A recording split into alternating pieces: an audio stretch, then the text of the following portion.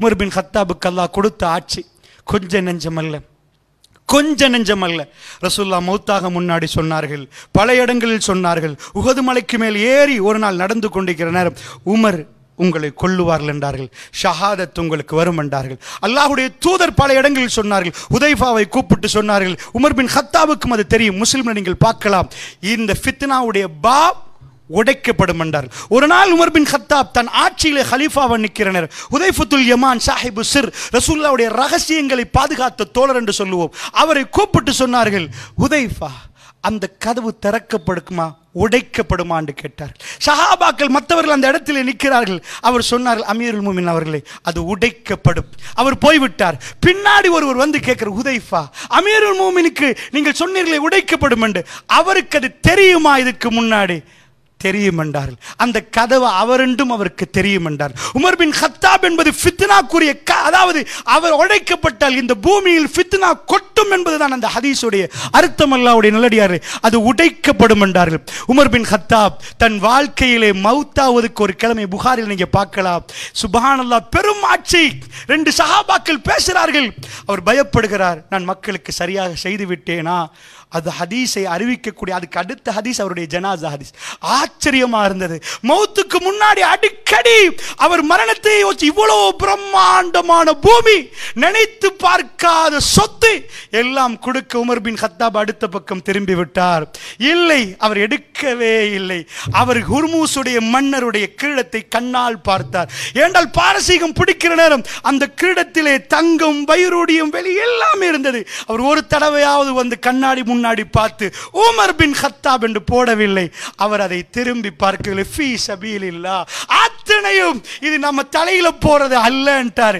ஏனென்றால் அவர் வாழ்க்கையில் மறக்க முடியாத பாடங்களை பெருமானார் படித்து கொடுத்திருந்தார். ஒரு நாள் உமர் பின் கத்தாப் ரலியல்லாஹு அன்ஹு அவர்கள் ரசூலுல்லாஹ்வுடைய வீட்டுக்குள் நுழைகிறார்கள். அந்த நுழைந்த நாள் கடும் ரசூல் ஸல்லல்லாஹு அலைஹி வஸல்லம் கடும் வறட்சியான பஞ்சம் நிறைந்த ஒரு காலம். ரசூலுல்லாஹ் தன் மனைவிமாரோடு 29 நாட்கள் பேசவில்லை என்று நீங்கள் படித்திருப்பீர்கள். ஏன்னா அவர்கள் கொஞ்சம் பொருளாதாரத்தை கூட்டி கேட்டார்கள். அல்லாஹ் ரப்பல் ஆலமீன் சொல்லிவிட்டான், நபியே இவ்வளவுதான் பொருளாதாரம், இதுக்கு மேல் கூட்ட முடியாது, நீங்கள் அவர்களை பிரிந்து விடுங்கள்.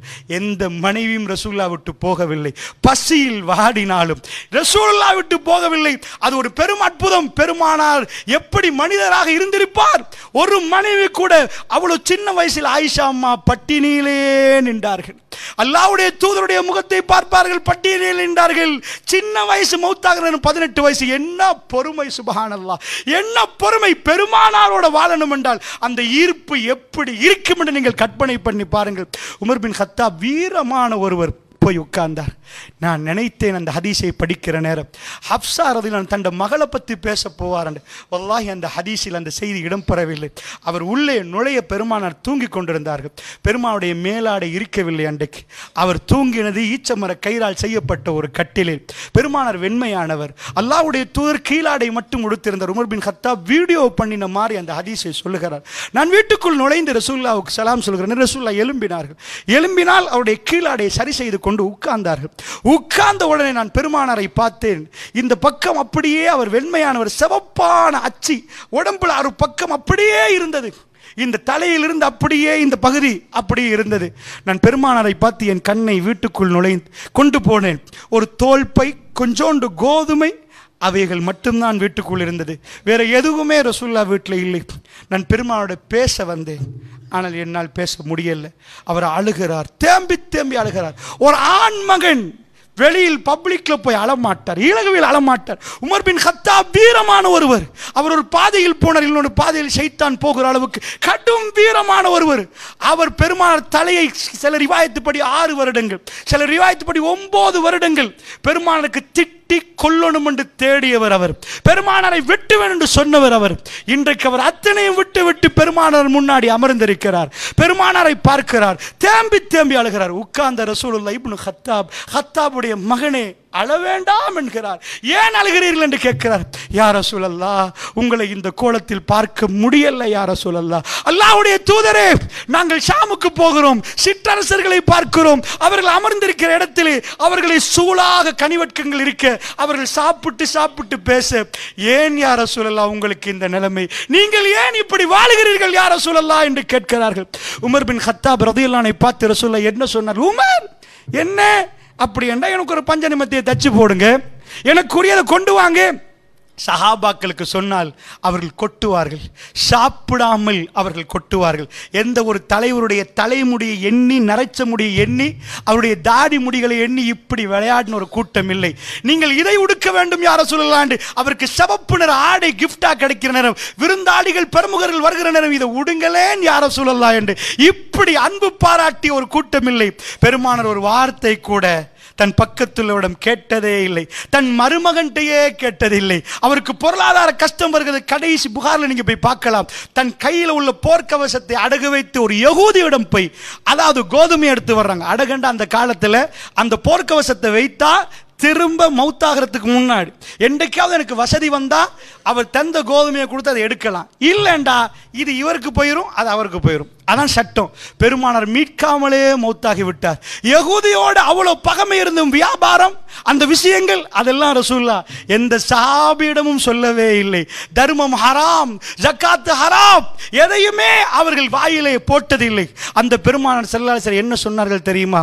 உமரை பார்த்து, உமர் அழாதீர்கள் என்றார்கள் ரசூலுல்லாஹ். அவர் முன்னாடி சின்ன குழந்தை எப்படி வாப்பா முன்னாடி அழுவுமோ, இவ்வளவு வயதுக்கு வந்து 12 வயதுக்கு ரசூலுல்லாஹ்வுக்கு இளமை உமர் பின் கத்தாப் தேம்பி தேம்பி துடித்து துடித்து அழுகிறார். அவர் கல்பு நிறைய முஹம்மது ரசூலுல்லாஹ், முஹம்மது ரசூலுல்லாஹ் என்று இருந்தது. அவர் அழுகிற நேரம் ரசூலுல்லாஹ் சொன்னார், அழாதீர்கள் உமர், அழாதீர்கள் என்று சொல்லிவிட்டு சொன்னார், நீங்கள் திருப்தி அடையவில்லையா என்று கேட்டார். உமர் பின் கத்தாபை பார்த்து ரசூலுல்லாஹ், அலா தர்லா, நீங்க திருப்தி அடையலையா உமர் என்று கேட்டார். எதை கொண்டு? ரசூலுல்லாஹ் சொன்னார்கள், லனல் ஆஹிரா வலஹும் துனியா, அவர்களுக்கு அல்லாஹ் துனியாவை கொடுத்திருக்கிறான் உமர், எங்களுக்கு ஆஹிராவை அல்லாஹ் தந்திருக்கிறான், போதாதா உமர் என்றார். அழுது கொண்டே, நஹம் யா ரசூலல்லாஹ், அல்லாஹ் எங்களுக்கு தந்திருக்கிறான். அழுகை அடக்கினார் உமர் பின் கத்தாப். தன்னிடம் வந்த தோழர்களை எப்படி பக்குவப்படுத்தி அனுப்பினாரோ, இது உமருடைய நாள் ரலியல்லாஹு அன்ஹு. அவருக்கு இப்பொழுது அத்தனையும் சுகம் கிடைத்திருக்கக்கூடிய நேரம். இந்த பக்கம் பெண்ணு வேணுமா, இந்த பக்கம் குடி வேணுமா, இந்த பக்கம் சொத்து வேணுமா. இதுவரைக்கும் மதீனாவில் இருந்து ஒட்டகங்கள் அங்கே போனது வியாபாரம் நிமித்தம். ஷாமில் இருந்து அவர்கள் சில சரக்குகளை எடுத்து வந்து பிரித்து கொடுத்தார். ஆனால் இப்பொழுது மதீனாவுக்கு தொடர் ஒட்டகம் என்பது வரலாறு சொல்லுது. வந்துட்டே இருக்குது. என்ன ஒட்டகம் அப்பா? வெள்ளியாம், வைரூடியமாம், தங்கமாம். மதீனா கேபிட்டல், அது தன் மதீனத்து நபி, அது உலகத்திலே ஒரு பெரும் பகுதிக்கு தலைநகரமாக மாற்றப்பட்டிருக்கிறது. அவ்வளவு பணங்களும் வந்து சேருகிறது. சஹாபாக்கள் மாறினார்கள் என்று கேட்டால், அவர்கள் குடித்தார்கள் என்று கேட்டால், அவர்கள் விபச்சாரம் செய்தார்கள் என்றால், அவர்கள் எதுவுமே ஃபமின்ஹும் மன் கலா நஹ்பஹு. அல்லாஹ் சொல்கிறான், மூமின்களில் சிலர்கள் இருக்கிறார்கள், ரிஜால், சில மனிதர்கள் இருக்கிறார்கள், அவர்கள் சதகு மஅஹதுல்லாஹ் அலை, அல்லாஹ்விடம் கொடுத்த உடன்படிக்கையில் அவர்கள் உண்மையாளர்களாக நின்றார்கள். ஃபமின்ஹும் மன் கலா நஹ்பஹு வமின்ஹும் மன் யம்தஸிர் வமா பத்தலு தப்தீலா. அவர்கள் என்ன உடன்படிக்கை நிறைவேற்றினார்களோ, அது கொடுத்தார்களோ, அதை நிறைவேற்றி முடித்து விட்டார்கள். இன்னும் சிலர்கள் இருக்கிறார்கள், அவர்கள் எதிர்பார்த்து கொண்டே இருக்கிறார்கள். இறைவனுக்காக நான் எதை எப்படி கொடுப்பது என்று எதிர்பார்த்து கொண்டிருக்கிறார்கள். வமா பத்தலு தப்தீலா. இந்த உலகத்தில் எதை கொண்டு வந்து அவர்கள் கண்ணு முன்னாடி வைத்தாலும் அந்த அன்பும் பாசமும் இறைவனுக்கு கொடுத்த வாக்குறுதி எதுவுமே மாற்றவில்லை. அவர்கள் முகத்தை அடுத்த பக்கம் திருப்பி கொண்டு விட்டார்கள். அல்லாஹ்வுடைய நல்லடியார்களே, உமர் பின் கத்தாப் ரலியல்லாஹு அன்ஹு அவர்கள் ஒட்டு போட்ட ஆடையோடு ஏழ்மையில் வாழ்ந்தார்கள். பெருமானார் சொல்லிக் கொடுத்த பாடம் அவர் கல்புல இருந்தது. அவ்வளவு பணமும் அவருக்கு கொட்டுகிற நேரம். அப்படி இருந்த உமர் பின் கத்தாபுடைய கடைசி நாட்கள், அவர் அவ்வளவு நேரமும் பயந்தார். ஒரு இளைஞன் வந்தார். உமர் பின் கத்தாப் ரலியல்லாஹு அன்ஹு சுபஹு தொழுகைக்காக வர்றார்கள். வந்து சுபஹு தொழுகைக்காக வேண்டி இமாம், அதாவது வரிசையை செய்கிறார்கள். பின்னாடி நிற்கிறார், அதாவது அம்ரு பின் மைமூன் ரஹ்மத்துல்லாஹ், அவர் ஒரு தாபிஇ, அது ரசூலுல்லாஹ்வை காணாத ஒருவர், சஹாபாக்களை கண்ட ஒருவர். அவர் தான் சஃப்ல அடுத்த பக்கம் இந்த ஹதீஸை முழுக்க அறிவிக்கக்கூடிய புகாரியுடைய நீண்ட ஹதீஸ் அறிவிக்கிறவர். அவர் சஃப்ல நிற்கிற நேரம் ஒருவன் வந்து சஃப்பை பிளந்து ஒரு வேகமாக குத்துறான். குத்தினா உமர் பின் கத்தாப் கீழே விழுகிறார். அன்றைக்கு சுபஹு தொழுகை அவர் கண்ணால் பார்த்ததை சொல்கிறார். அமீருல் முஃமின், அதாவது உலகத்துக்கு பெரும் தலைவர், அவருடைய ரத்தம் போகுது. போகிற நேரம், ஆட்சியிலிருந்து அடுத்த ஆட்சி வேணும் என்று துடிக்கிற நேரம், இந்த நேரம் அமீருல் மோமின் கீழே விழுந்துட்டாங்கண்டா அவரை தூக்குங்கன்னு தான் வரணுமே தவிர தொழுகை என்பது அங்கே வராது. அதான் பொது இயல்பு. அவர் சொல்லுகிறார், கையை பிடித்து பின்னாடி உள்ளவர்கள் முன்னாடி தள்ளி சலா. இரத்தம் ஓடுது அவருக்கு, சலா. சுருக்கமாக அவர் தொழுவித்தார். உமர் பின் கத்தாப் ரலியல்லாஹு அன்ஹு கேட்டார், என்னை குத்தியது யார் என்று ஃபர்ஸ்ட் கேள்வி கேட்டார். என்னை குத்தியது யார்? இன்னாருடைய அடிமை குத்தினான், அபூலுலு ஃபைரூஸ் என்று சொன்னார்கள். இவன் தான் குத்தினான் என்று சொன்னார்கள். அவருடைய வாயிலிருந்து வந்த வார்த்தை ஆச்சரியமான ஹதீஸ், புகாரியில் இடம்பெறும். அல்ஹம்துலில்லாஹ், அல்ஹம்துலில்லாஹ். யாராவது ஒருத்தரை குத்தினா அல்ஹம்துலில்லாஹ் என்று சொல்லுவார்களா? என்ன பாசறை அவர்கள் மரண சிந்தனை என்பது கல்வியில் அப்படியே இருந்தது.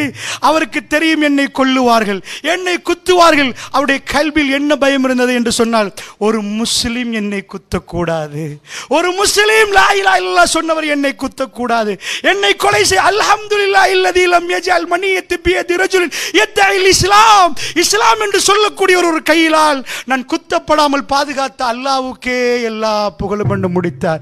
உலக வாழ்க்கையில் இப்படிப்பட்ட வரலாறுகளை எந்த மனிதனும் காண முடியாத அளவுக்கு அற்புதமான வரலாறுகள் பதிவாக்கப்பட்டிருக்கிறது. வல்ல நாயன் நம் அனைவருக்கு அருள் புரிவானாக.